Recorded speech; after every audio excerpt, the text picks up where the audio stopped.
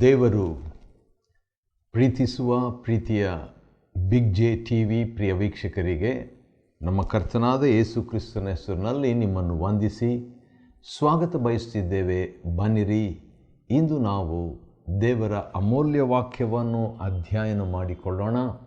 ದೇವರ ವಾಕ್ಯವನ್ನು ಅಧ್ಯಯನ ಮಾಡಿಕೊಳ್ಳುವಂಥ ಭಾಗ್ಯ ಎಲ್ಲರಿಗೆ ಸಿಕ್ಕದು.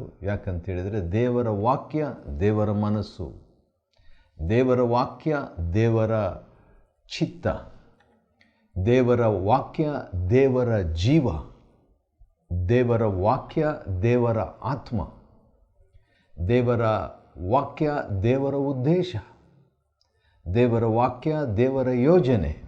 ಆದುದರಿಂದ ದೇವರ ವಾಕ್ಯವನ್ನು ಅಧ್ಯಯನ ಮಾಡಿಕೊಳ್ಳುವಾಗ ನಾವು ದೇವರ ವಾಕ್ಯವನ್ನು, ದೇವರ ಚಿತ್ತವನ್ನು, ದೇವರ ಮನಸ್ಸನ್ನು, ದೇವರ ಉದ್ದೇಶವನ್ನು, ದೇವರ ಸಂಕಲ್ಪವನ್ನು, ದೇವರ ಮನಸ್ಸನ್ನೇ, ಹೃದಯವನ್ನೇ, ಆಲೋಚನೆಯನ್ನೇ ನಾವು ತಿಳ್ಕೊಳ್ಳುವವರಾಗಿದ್ದೇವೆ. ಇನ್ನೊಂದು ರೀತಿಯಿಂದ ಹೇಳಬೇಕಾದರೆ ಸಂಕ್ಷಿಪ್ತವಾಗಿ ದೇವರ ವಾಕ್ಯವನ್ನು ನಾವು ತಿಳಿಯುವುದರಿಂದ, ದೇವರ ವಾಕ್ಯವನ್ನು ನಾವು ತಿಳಿಯುವುದರಿಂದ ದೇವರನ್ನೇ ತಿಳಿಯುವವರಾಗಿದ್ದೇವೆ.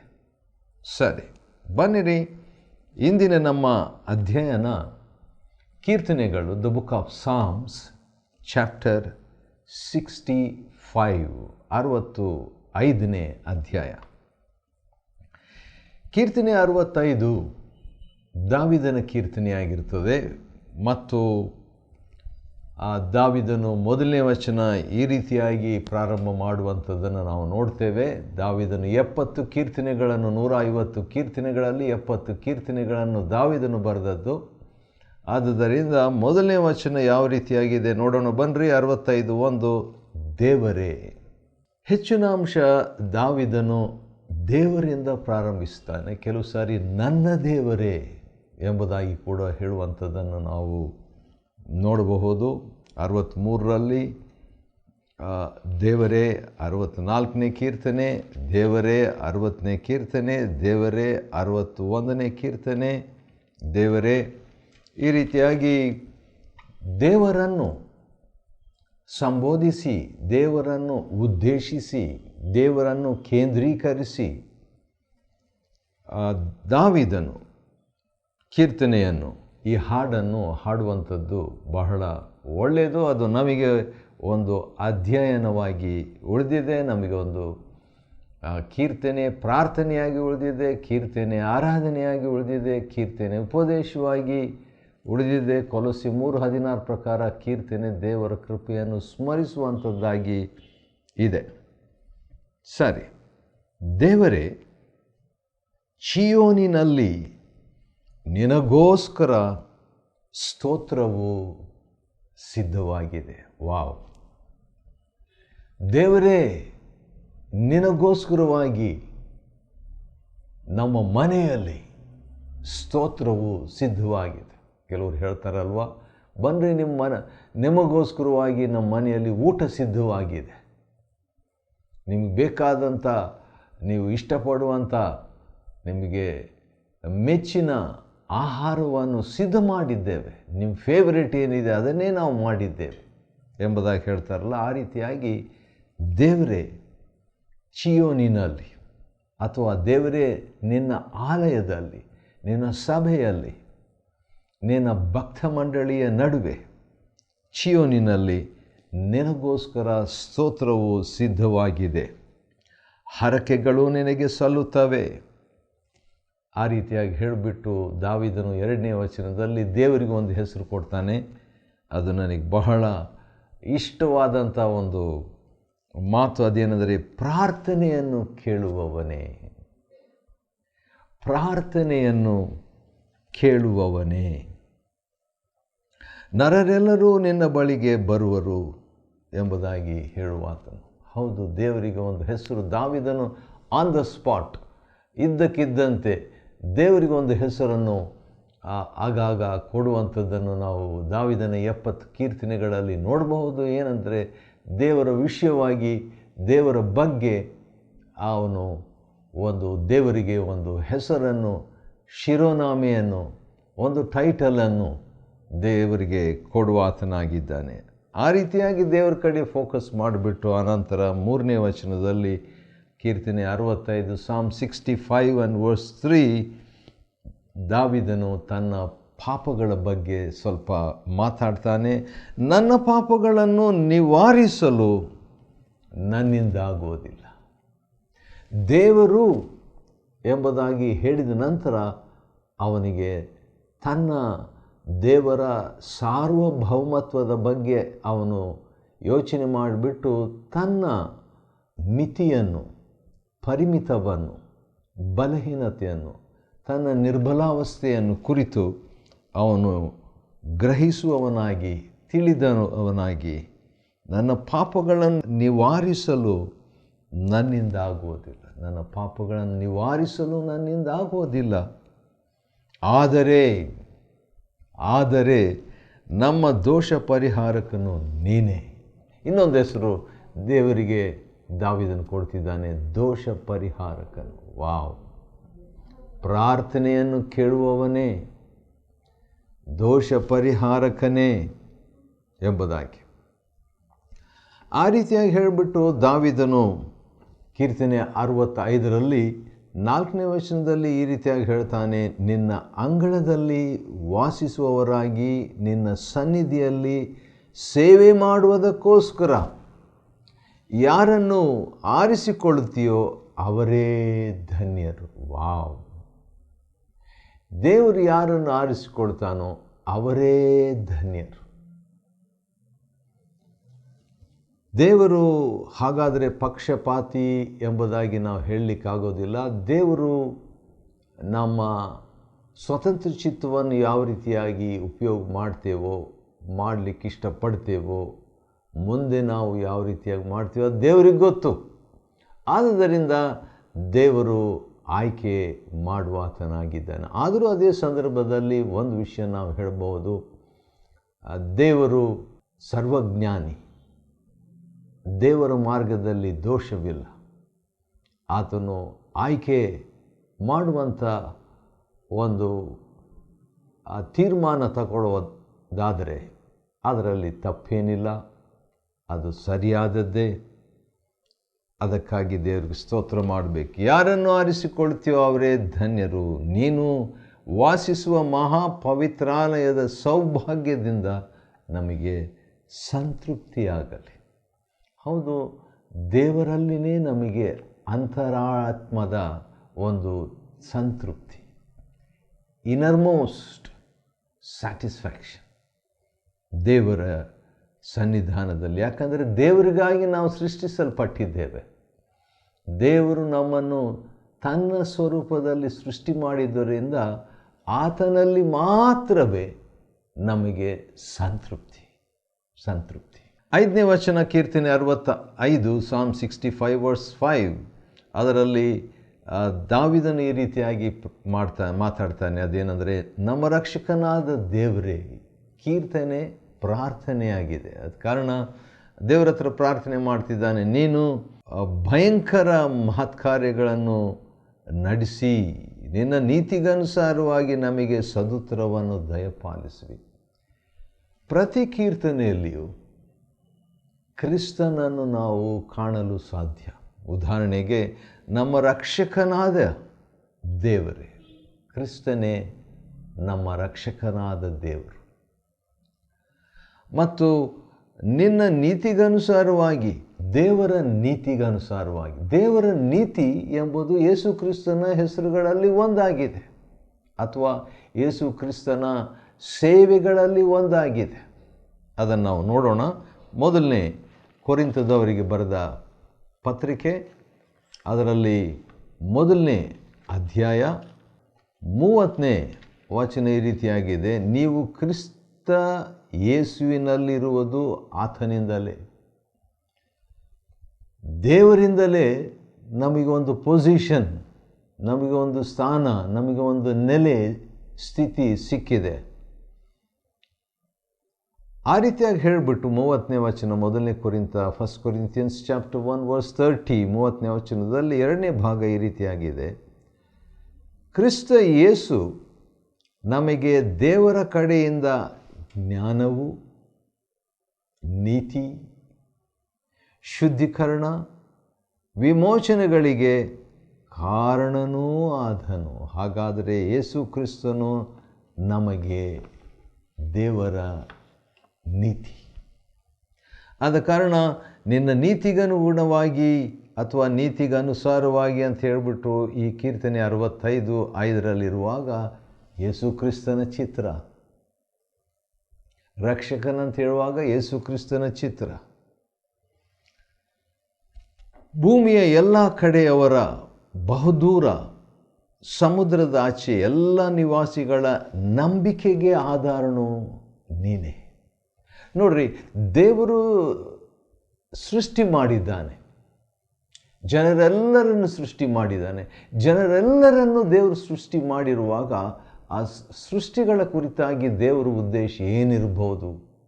ಬನ್ನಿರಿ, ಮತ್ತಾಯನ ಬರೆದ ಸುವಾರ್ತೆ 12ನೇ ಅಧ್ಯಾಯದ 21 ಯೇಸು ಕರ್ತನ ಒಂದು ಸೇವೆ ಏನಾಗಿದೆ ಎಂಬುದಾಗಿ ಇಲ್ಲಿ ಪ್ರವಾದನೆಯಾಗಿ ನುಡಿದಿರುವಂಥ ಒಂದು ಮಾತನ್ನು ಗಮನಿಸಬಹುದು. ಅದೇನೆಂದರೆ, ಅನ್ಯ ಜನರು ಅಥವಾ ದೇವರನ್ನರಿಯದವರು ಅಥವಾ ಯೆಹೂದ್ಯರಲ್ಲದವರು, ಅನ್ಯ ಜನರು ಈತನ ಹೆಸರನ್ನು, ಈತನೆಂದರೆ ಕ್ರಿಸ್ತನ ಹೆಸರನ್ನು ಕೇಳಿ ನಿರೀಕ್ಷೆಯಿಂದಿರುವರು.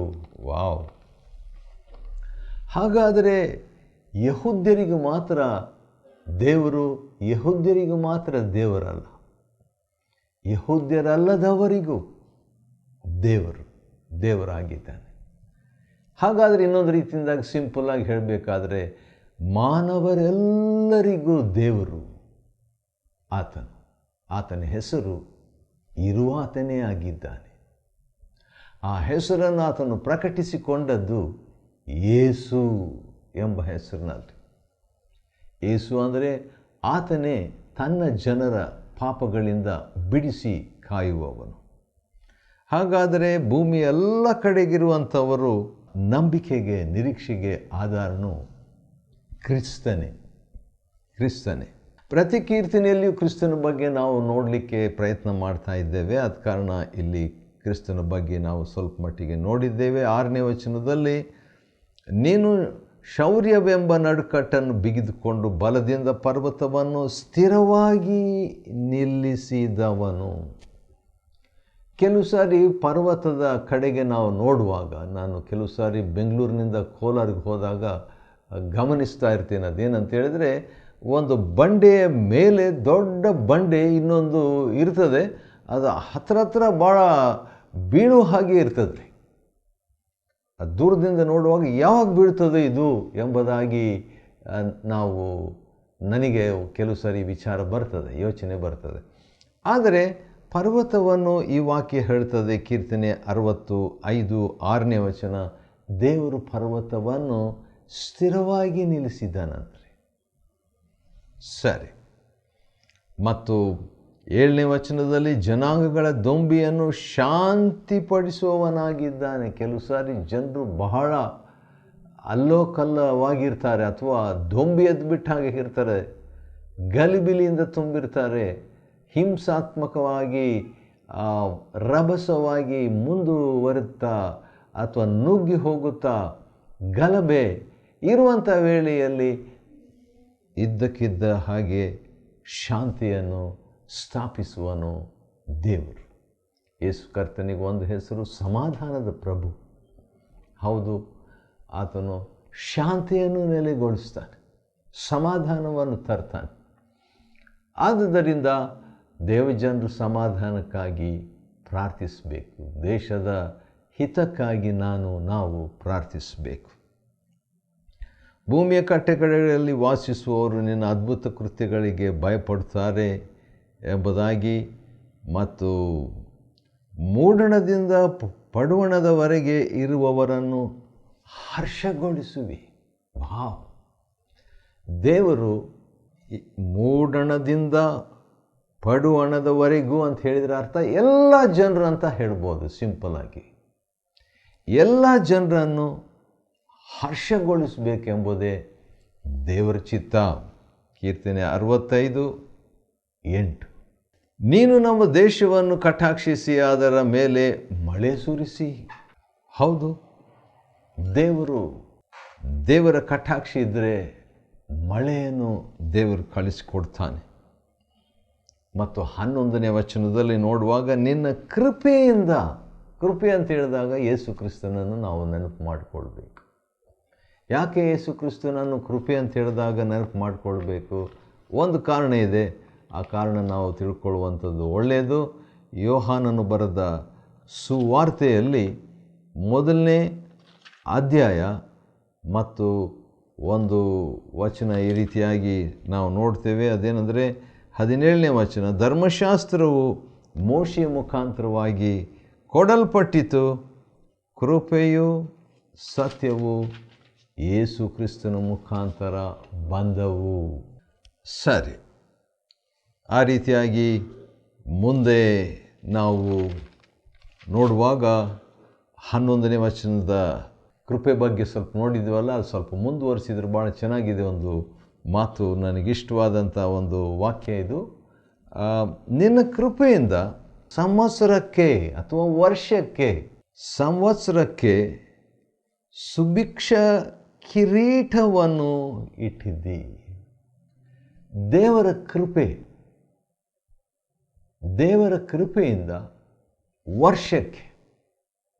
ಒಂದು ವರ್ಷಕ್ಕೆ ದೇವರು ಸುಭಿಕ್ಷ ಎಂಬಂಥ ಕಿರೀಟವನ್ನು ಇಟ್ಟಿದ್ದಾನಂತೆ. ಆ ವರ್ಷಕ್ಕೆ ದೇವರ ಆಶೀರ್ವಾದ ಸಿಕ್ಕಿದೆ, ದೇವರ ಕೃಪೆ ಸಿಕ್ಕಿದೆ, ದೇವರ ಮೆಚ್ಚುಗೆ ಸಿಕ್ಕಿದೆ. ಹಾಗಾದರೆ 365 ದಿವಸ ನಮ್ಮ ಜೀವನದಲ್ಲಿ ನಾವು ಒಂದೊಂದು ದಿನವೂ ಹೌದು ಆ ಒಂದು ಮೆಚ್ಚುಗೆ ಎಂಬ ಕಿರೀಟ, ಸುಭಿಕ್ಷ ಎಂಬಂಥ ಕಿರೀಟವನ್ನು ಒಂದೊಂದು ದಿನವೂ 24 ತಾಸು ಧರಿಸ್ಕೊಳ್ಬೇಕು.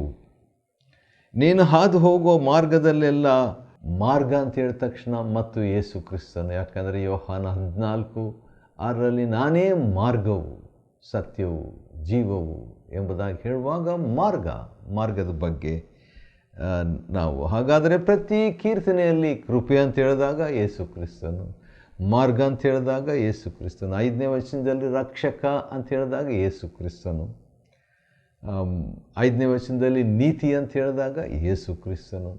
ಹಾಗಾದರೆ ಯೇಸು ಕ್ರಿಸ್ತನು 7ನೇ ವಚನದಲ್ಲಿ ಶಾಂತಿ ಅಂತ ಹೇಳಿದಾಗ ಯೇಸು ಕ್ರಿಸ್ತನು. ಈ ರೀತಿಯಾಗಿ ಯೇಸು ಕ್ರಿಸ್ತನನ್ನೇ ನಾವು ಸ್ಮರಿಸುವಂಥವರಾಗಿ, ನೆನಪು ಮಾಡಿಕೊಳ್ಳುವಂಥವರಾಗಿ ಈ ಕೀರ್ತನೆಗಳಲ್ಲಿ ಗಮನಿಸ್ತಕ್ಕದ್ದು. ಸರಿ, ಒಂದು ವೇಳೆ ದೇವರು ಹಾದು ಹೋದರೆ ಏನಾಗ್ತದಂತೆ? ಹಾದು ಹೋಗುವ ಮಾರ್ಗದಲ್ಲೆಲ್ಲ ಸಮೃದ್ಧಿಕರವಾದ ವೃಷ್ಟಿಯು ಸುರಿಯುವುದು. ವಾವ್!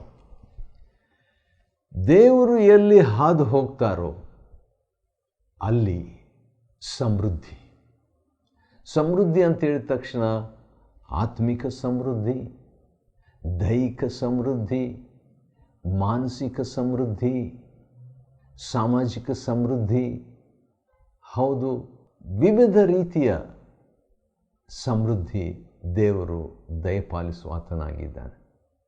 ಸಮೃದ್ಧಿ ದೇವರಿಂದಲೇ. ಆದರೆ ಸಮೃದ್ಧಿಯನ್ನೇ ನಾವು ದೇವರು ಮಾಡಬಾರ್ದು, ಅದು ದೇವರ ಚಿತ್ತವಲ್ಲ. ಆದರೆ ಕೊಡುವಾತನು ಕೊಟ್ಟವುಗಳಿಗಿಂತಲೂ ದೊಡ್ಡಾತನು, ಮಹೋನ್ನತ. ಸರಿ,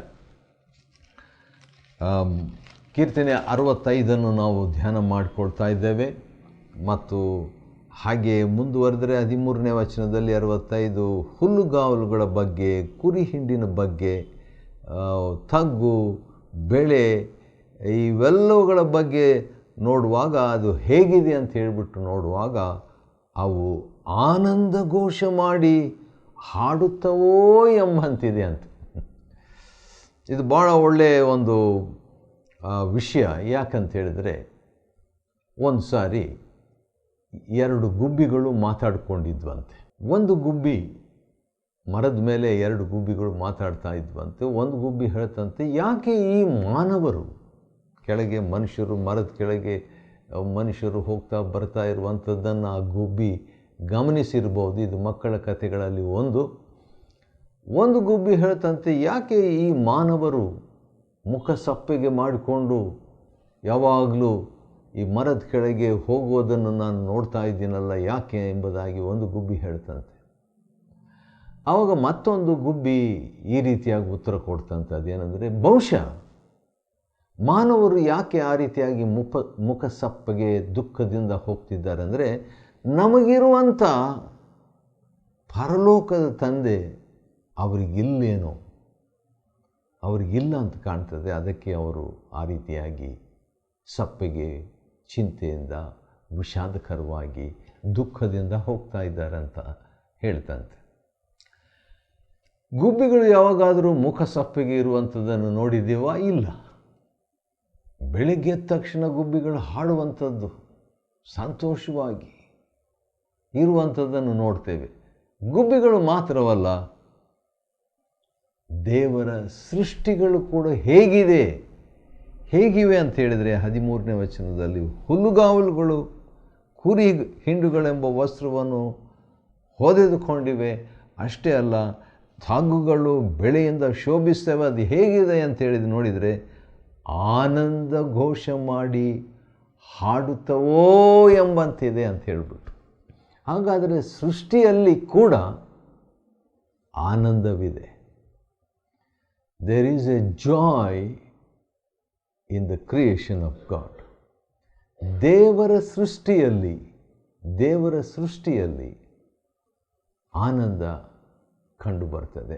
ಹಾಗಿರುವ ಪಕ್ಷದಲ್ಲಿ ದೇವರ ಒಂದು ಬಯಕೆ ಏನಂತ ಹೇಳಿದರೆ, ನಾವು ಕೂಡ ಆನಂದವಾಗಿರಬೇಕು, ಲೋಕವು ಕೂಡ ಸಂತೋಷಭರಿತವಾಗಿ ಇರಬೇಕೆಂಬುದು ದೇವರ ಒಂದು ಚಿತ್ತವಾಗಿದೆ. ಸರಿ, ಕೀರ್ತನೆ 65ನೇ ಕೀರ್ತನೆ ಬಹಳ ಈ ಹರ್ಷದ ಕುರಿತಾಗಿ ಇರುವಂಥ ಒಂದು ಕೀರ್ತನೆ ಅಂತ ಹೇಳ್ಬೋದು. ಯಾಕಂತೇಳಿದರೆ ದೇವರಿಗೋಸ್ಕರವಾಗಿ ಸ್ತೋತ್ರ ಸಿದ್ಧವಾಗಿದೆ. ಈ ಹರ್ಷದ ಬಗ್ಗೆ ಇನ್ನೊಂದು ಕಡೆ ನಾವು ನೋಡ್ತೀವಿ. ಅದೇನಂತೇಳಿದರೆ 8ನೇ ವಚನದಲ್ಲಿ, ಮೂಡಣದಿಂದ ಪಡುವಣದವರೆಗೂ ಇರುವವರನ್ನು ಹರ್ಷಗೊಳಿಸುವಿ. ದೇವರು ಜನರನ್ನು ಸಂತೋಷಪಡಿಸ್ತಾನೆ ಮತ್ತು ಸೃಷ್ಟಿ ಕೂಡ ಹರ್ಷದಿಂದ, ಸಂತೋಷದಿಂದ ಇರುವಂಥದ್ದಾಗಿ ಇದೆ. ವರ್ಷ ಕೂಡ ಸಂತೋಷದ ಒಂದು ಕಿರೀಟವನ್ನು, ಸುಭಿಕ್ಷ ಕಿರೀಟವನ್ನು ಧರಿಸಿಕೊಂಡಿರುತ್ತದೆ. ಹಾಗಿರುವ ಪಕ್ಷದಲ್ಲಿ ಮಾನವರಾದ ನಾವು ಯಾಕೆ ಸಂತೋಷ ಪಡದೇ ಇರಬೇಕು? ಸಂತೃಪ್ತಿಯಿಂದ ನಾವು ಇರಬೇಕಂತ ದೇವರು ಇಷ್ಟ. ಯಾಕಂದರೆ 4ನೇ ವಚನದಲ್ಲಿ ಕೂಡ ನಾವು ನೆನಪು ಮಾಡಿಕೊಳ್ಳೋಣ, ನೀನು ವಾಸಿಸುವ ಮಹಾ ಪವಿತ್ರಾಲಯದ ಸೌಭಾಗ್ಯದಿಂದ ನಮಗೆ ಸಂತೃಪ್ತಿ ಆಗಲಿ. ಸಂತೃಪ್ತಿ, ಸುಭಿಕ್ಷ, ಹರ್ಷ, ಆನಂದ, ಈ ರೀತಿಯಾಗಿ ದೇವರು ತನ್ನ ಜನರು ಇರಬೇಕು ಎಂಬುದಾಗಿ ಇಷ್ಟಪಡ್ತಾನೆ. ಹಿಂದಿನ ಕೀರ್ತನೆ ಅಂದರೆ 64ನೇ ಕೀರ್ತನೆ 9ನೇ ವಚನದಲ್ಲಿ ಕೂಡ ಸದ್ಭಕ್ತರು ಯೆಹೋವನಲ್ಲಿ ಆನಂದ ಪಡುವರು ಅಂತ ಹೇಳಿಬಿಟ್ಟು, ಆ ರೀತಿಯಾಗಿ ನಾವು ದೇವರಲ್ಲಿ ಸಂತೋಷ ಪಡುವಂತೆ ದೇವರು ನಮಗೆ ಸಹಾಯ ಮಾಡಲಿ. ಕೀರ್ತನೆ 65ನೇ ಅಧ್ಯಾಯವನ್ನು ಅಧ್ಯಯನ ಮಾಡುವಂತೆ ದೇವರು ಕೊಟ್ಟ ಕೃಪೆಗಾಗಿ, ಸಂತೋಷಕ್ಕಾಗಿ ದೇವ್ರಿಗೆ ಸ್ತೋತ್ರವಾಗಲಿ. ದೇವರು ನಿಮ್ಮನ್ನು ಆಶೀರ್ವದಿಸಲಿ.